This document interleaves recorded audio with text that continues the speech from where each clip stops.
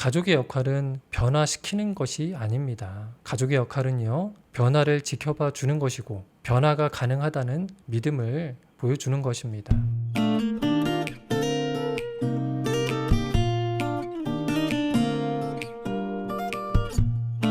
안녕하세요. 마음치유공간 여백의 여백직입니다. 오늘은 도박 중독자의 가족들을 위한 영상인데요. 바로 도박 중독자의 변화 단계에 따른 가족의 대응 방법입니다. 중독자의 회복은 단번에 일어나는 기적이 아니라 단계적으로 한 걸음씩 전진하는 과정이라고 할 수 있습니다. 가족들이 각 단계와 과정을 이해하고 이에 알맞게 대응한다면 중독자의 회복에 조금 더 도움이 되리라 생각합니다. 변화 동기 이론을 근거로 해서 총 5단계로 구분해서 설명을 드리겠습니다. 이 5단계로 구분하는 기준은 중독자가 회복을 위해 스스로 변화하고자 하는 동기 수준에 따른 구분이라고 할 수 있습니다. 각 단계별로 중독자에게 나타나는 특징을 살펴보고요. 가족들이 어떻게 상황을 이해하고 대처하면 좋은지 알아보겠습니다. 자, 먼저 첫 번째 단계는요, 무관심 단계라고 할 수 있는데요. 중독자가 도박에 대해 문제의식이 전혀 없는 상태라고 보시면 될 것 같습니다. 문제가 없다고 생각하니까 당연히 도박을 끊거나 회복해야 한다는 마음 자체가 존재하지 않는 상태라고 할 수 있습니다. 도박은 마음만 먹으면 언제든지 끊을 수 있다, 이렇게 생각하고요. 문제를 축소하거나 회피하는 경향을 보입니다. 가족들의 걱정이 지나치다고 생각해서요, 도박 사실이나 재정 문제를 감추고 거짓말을 많이 하는 시기라고 할 수 있는데요. 상담이든 치료든 완강히 거부하는 시기입니다. 가족들과의 입장 차이 혹은 시각 차이가 가장 큰 시기라고 할 수 있고요. 가족들은 너무 불안하고 걱정되는데 당사자는 오히려 여유가 넘치는 시기입니다. 피차 말이 안 통한다, 이렇게 생각하는 시기라고 할 수 있어요.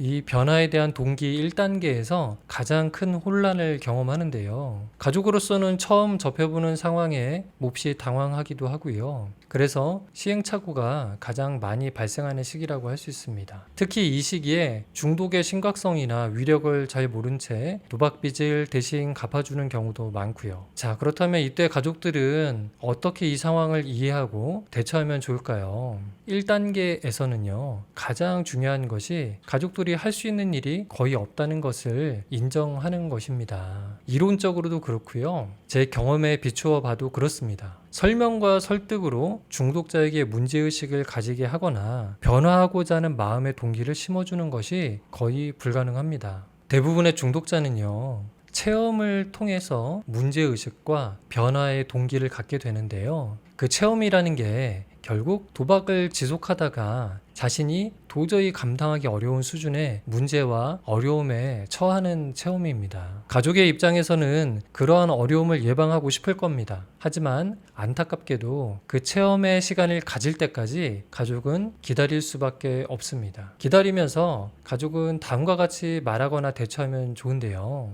도박하지 말라고 설득하거나 설명하는 대신에 이렇게 말씀해 보세요. 가령 예를 들면 아들이라고 생각할 때요, 네가 도박을 계속 하는 것 같아 보여서 몹시 걱정된다. 하지만 도박을 할지 말지는 결국 네가 결정할 문제다. 우리 마음은 아프지만 우리가 강제로 그것을 막을 수 없다는 걸 안다. 다만 네가 도박을 계속하기로 결정했다면 그 결과에 대해서도 직접 책임진다는 것을 명심하기 바란다. 우리 가족은 도박 문제로 발생한 너의 문제나 어려움에 대해서는 돈이 여유가 있든 없든 너를 경제적으로 돕지 않기로 결정했다. 이런 식으로 말씀하시고요. 실제 중독자가 도박 문제로 재정적인 어려움을 호소하고 도움을 요청할 때 부드럽지만 단호하게 이 태도를 유지하는 것이 매우 중요합니다. 그리고 이 기간 중에요, 가족의 재산을 보호하기 위한 조치를 별도로 해두실 필요가 있습니다. 가령 예를 들어 중독자 명의로 되어 있는 자산이 있다면요, 명의를 이전하시는 것이 안전하고요. 그 과정에서 세금이나 수수료가 들더라도요, 이전을 하시는 것이 더 큰 피해를 막을 수 있다는 점을 꼭 기억해 두셔야 합니다. 상담을 받으시는 많은 내담자들의 사례를 보면요, 대부분의 중독자가 자기 명의로 되어 있는 주택, 토지, 보험, 자동차를 담보로 해서 대출을 받아 도박에 사용합니다. 또 동호회에서 총무 역할을 하면서 돈을 관리한다면 그 돈을 사용하기도 하고요. 또 사업을 할 때 자금을 직접 관리하게 될 때도 그런 자금을 유용해서 도박을 하기도 하기 때문에 주의가 필요합니다. 이 시기에 가족의 비난이나 어떤 싸움은 도움이 되지 않습니다. 앞서 말씀드린 내용을 중독자에게 전달하시고요. 답답하고 힘드시겠지만 마음을 냉철하게 유지하면서 현실적인 준비를 하실 필요가 있습니다.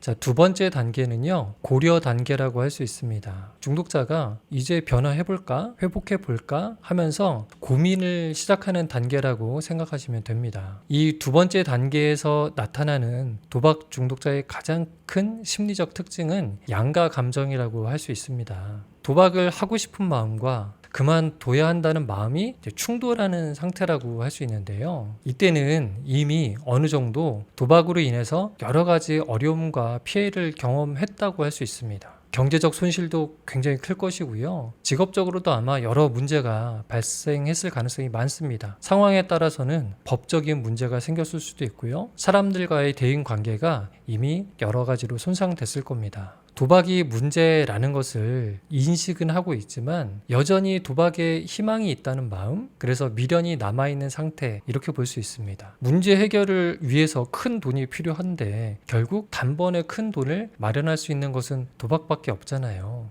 그러니까 그것에 희망을 걸어야 되지 않나? 이 유혹에 늘 흔들리는 상태다라고 보시면 되겠습니다. 2단계에서는요, 중독자도 어느 정도 위축되어 있고요. 또 주변의 도움을 필요로 하고 주변의 목소리에 어느 정도 귀를 기울이고 있습니다. 자, 이때 가족들은 어떻게 대응하면 좋을까요? 이 시기에 가족들이 취해야 할 가장 중요한 태도는요, 이른바 밀당이라고 할 수 있습니다. 중독자가 뭔가 문제를 인식하고 회복하고자 하는 미세한 단서를 보여줄 때 너무 적극적으로 다가가지 않는 것이 좋습니다. 아직 중독자의 마음은요, 양가 감정에 시달리고 있기 때문에 시시각각 그 마음이 변하거든요. 때문에 이때 가족들은 예민한 관찰력과 인내심이 필요합니다. 중독자의 상태를 잘 살피면서 필요에 따라 한 걸음 다가가기도 하지만 또 상황에 따라 한 걸음 물러서기도 해야 됩니다. 1단계에서 중독자가 큰 고통이나 어려움을 체험하는 시간이 오기까지 기다렸다면 지금의 단계에서는요, 중독자가 도움을 받을 수 있는 방법을 함께 찾아본다거나 소개할 수 있습니다. 상담실이나 병원실을 추천할 수도 있고요. 돈을 대신 갚아주지는 않지만 도박빚을 해결하는 방식에 대해 의견을 주거나 자문을 구할 수 있는 기관을 안내할 수도 있습니다. 그럼에도 불구하고 여전히 선택권은 당사자에게 있음을 명심해야 됩니다. 그런 것이 있다더라까지 전달하고요. 너가 도움을 요청하면 내가 여기까지 알아볼 테니까 너는 여기까지 한번 해봐라 하면서 조율을 해 가시되 당사자가 가족을 너무 의존하지 않도록 주의를 하셔야 됩니다.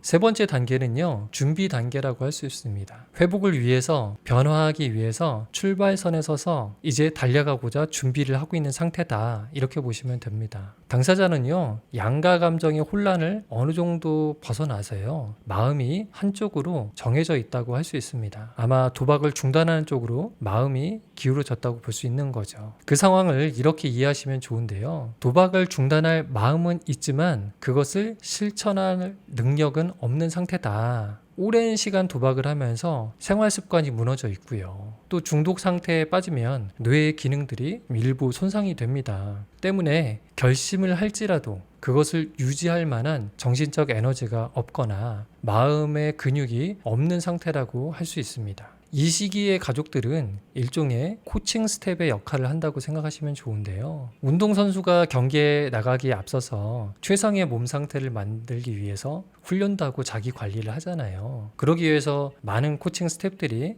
예를 들면 식단 관리도 해주고 훈련 프로그램도 짜주고 훈련 과정에 참여하면서 피드백도 주고 격려도 합니다. 일종의 그러한 코칭 스텝 역할을 가족이 수행한다고 보시면 좋을 것 같습니다. 우선 당사자가 변화하기 위해서 그 무엇이라도 시도하고 있다면 격려를 해주십시오. 그런 변화와 노력을 보면서 가족들이 기쁘다, 희망을 가지게 되었다, 이런 말씀들을 좀 해주세요. 또 가족들이 무엇을 도와주면 좋은지 당사자에게 물어보시고요. 가족들의 의견도 제시해 보십시오. 어떻게 하면 도박에 대한 자극을 차단할 수 있는 환경을 구축할 것인지, 또 돈 관리는 어떻게 하면 좋은지 당사자와 협의하고 조율을 해보시는 겁니다. 3단계에서 계속 신경 써야 할 것은요, 앞서 말씀드린 대로 밀당을 하는 겁니다. 가족들은 미리 공부하고 준비가 되어 있는 경우가 많거든요. 그래서 온갖 좋은 방법들을 중독자에게 쏟아놓기도 하세요. 그러면 오히려 당사자는 한 걸음 물러나게 되기도 하거든요. 밀당을 하는 이유는 중독 문제가 있는 당사자가 스스로의 회복을 결심하고 선택해야 그 자신이 회복의 주체가 되기 때문입니다. 가족이 너무 적극적이 되면 가족들을 위해서, 가족들의 눈치를 보면서 가족들의 기대에 맞춰 회복하는 모습을 연출하려 하는 상황이 발생하기도 합니다. 그런 경우에는 이 회복이 오래 유지될 수가 없다는 점을 꼭 기억하셔야 됩니다. 자, 네 번째 단계는요, 실행 단계라고 하는데요. 도박을 중단하기로 결심하고 그것을 구체적으로 실천하는 단계입니다.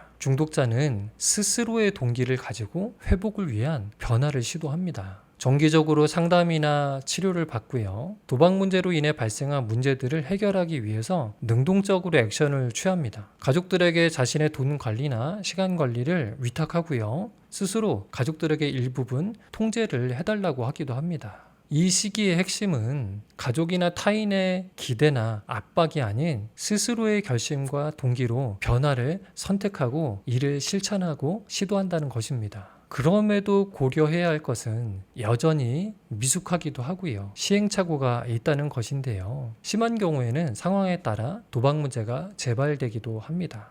하지만 같은 도박 문제 재발처럼 보여도 4단계에서 발생하는 재발과 앞서 언급드린 1단계, 3단계에서 발생하는 재발은 질적으로 차이가 크다고 할 수 있습니다. 보통 1에서 3단계에서 재발하는 경우에는요, 가족들에 대한 미안함, 곤란한 감정이 크다고 할 수 있습니다. 그런데 4단계에서 재발하는 경우에는요, 스스로 몹시 안타까워합니다. 자기 자신에게 화를 내기도 하고요. 자기 노력에 결과를 내지 못하는 것에 스스로를 책망한다. 그렇게 보시면 좋습니다. 가족을 위한 회복이 아니라 자기 자신의 회복을 위한 자기와의 싸움을 하고 있었기 때문에 이렇게 질적으로 차이가 있는 겁니다. 따라서요, 4단계에서 발생하는 시행착오와 재발은 2보 전진을 위한 1보 후퇴라고 보아도 될 것 같습니다. 이 시기에 주의할 것이 있는데요. 경기에 나서는 선수는 당사자이고 가족은 결국 코칭 스텝의 역할이라는 제한적인 역할을 하고 있다는 사실을 꼭 명심해야 합니다. 당사자가 뭔가 변화할 조짐을 보인다는 사실에 너무 기쁜 나머지 가족들이 앞서가거나 주도하는 경우가 있는데요. 그렇게 될 경우 당사자가 스스로의 회복 동기가 다시 약화될 수 있습니다. 또 하나 주의할 것은요, 당사자가 많은 시행착오가 있을 것이라는 걸 미리 고려하셔야 됩니다. 가족의 기대에 비해서요, 당사자의 실천은 항상 부족해 보일 수밖에 없습니다. 상당 기간 동안 사고 방식과 생활 습관이 안 좋게 굳어져 있었기 때문에 그렇게 빠른 시간 내에 변화되지는 않는다고 보셔야 합니다. 그래서 당사자의 속도를 존중해 주셔야 됩니다. 가족의 조바심이 중요한 것이 아니라요,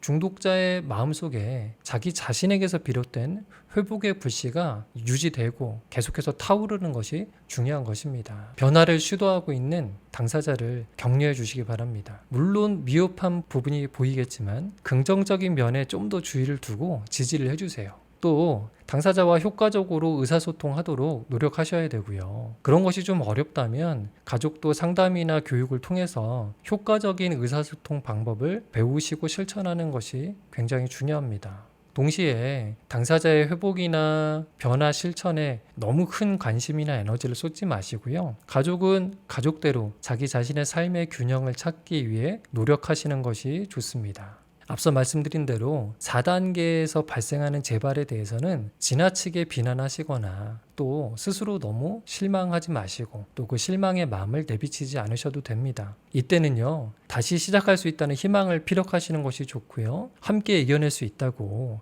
용기를 북돋아 주시는 것이 좋습니다. 마지막으로 5번째 단계는 유지 단계입니다. 도박을 하지 않고 새롭게 시도하는 일상생활의 변화들을 일정 기간 안정적으로 수행하고 있는 단계다, 이렇게 보시면 됩니다. 이 시기에 중독 문제가 있는 당사자들은요, 도박하지 않는 일상의 행복감이나 만족감을 조금씩 알아갑니다. 계절의 변화를 느끼기도 하고요. 음악을 들으면서 이 음악 좋네, 이런 느낌들을 갖기 시작해요. 영화나 드라마를 보면서 감동을 하기도 하고요. 야외 활동이나 여행 같은 것을 가면서요, 도박 말고도 이렇게 즐거운 것들이 있네, 왜 내가 이런 걸 잊고 살았을까, 이런 생각들도 합니다. 그리고 좀 더 나아가서는요, 가족들의 입장에 대해 생각도 하고요, 공감을 표현하기도 합니다. 일상의 작은 습관들을 개선하려고 노력하는 모습들을 보이고요, 상담이나 치료도 능동적으로 참여하는 시기거든요. 그리고 이때는 상담을 할 때도 충분히 자기 내면의 이야기를 오픈하고 표현합니다. 아마 이 정도 유지 단계에 들어서면요, 가족들도 당사자의 변화가 느껴지실 거예요. 도박을 실제 하는지 안 하는지 일일이 확인할 수는 없지만 무언가 안정적이 되어 간다는 것을 느낄 수 있을 겁니다. 굳이 통장을 찍어보지 않아도, 휴대폰을 검사하지 않아도 일상의 태도와 말에서 변화된 모습이 보이거든요. 이 시기에 가족들은요, 2가지를 신경 쓰셔야 하는데요. 먼저 첫 번째는요, 당사자의 회복과 노력을 격려하시고 삶의 방식을 존중해 주시는 겁니다.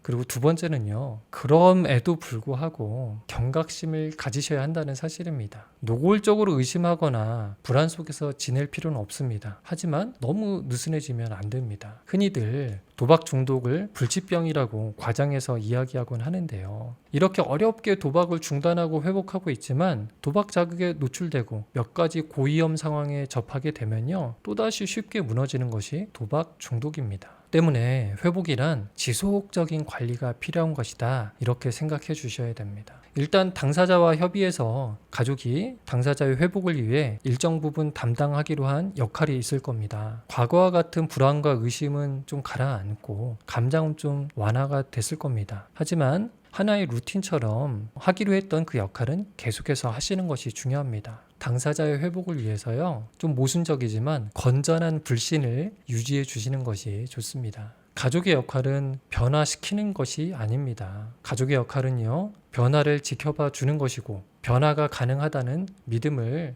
보여주는 것입니다. 가족도 지칠 수 있거든요. 때문에 자신을 돌보는 것에 우선순위를 두셔야 하고요. 가족도 회복이 필요하다는 사실을 꼭 기억해 주셔야 합니다. 가족이 건전하게 자신을 관리하고 회복하는 모습을 보면서 중독자도 배우고 따라가기 마련입니다. 비록 큰 아픔과 고통이 있었지만 중독 문제가 있는 당사자도, 또 그 곁에서 함께하는 가족도 이 어려움을 함께 극복하면서 자기 자신을 변화시키는 경험, 자기 자신이 성장하는 경험을 통해 함께 회복하시기를 응원하겠습니다. 지금까지 마음치유 공간 여백의 여백직이었습니다.